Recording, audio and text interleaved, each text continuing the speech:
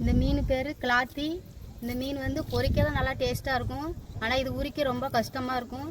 ஆனால் உரித்து இதை எடுத்தால் நல்லா டேஸ்ட்டு கொடுக்கும். இந்த மீன் பொரியலை தான் இன்றைக்கி நீங்கள் பார்க்க போகிறீங்க.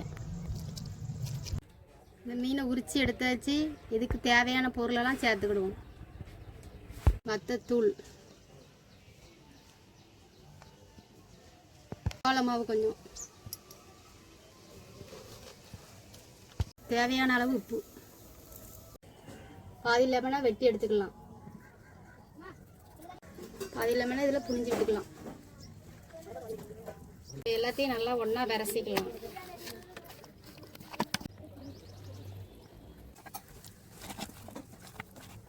பத்து நிமிஷம் அப்படியே இருக்கட்டும்.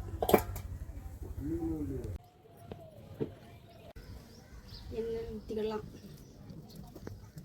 10 நிமிஷம் ஆகிட்டு மீனை பொரிச்சிக்கலாம்.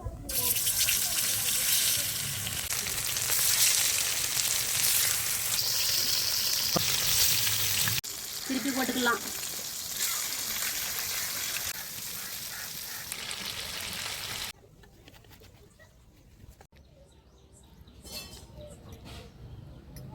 கிளாத்தி மீன் பொரியல் நல்லாயிருக்கு. அடுத்த வீடியோவில் பார்க்கலாம்.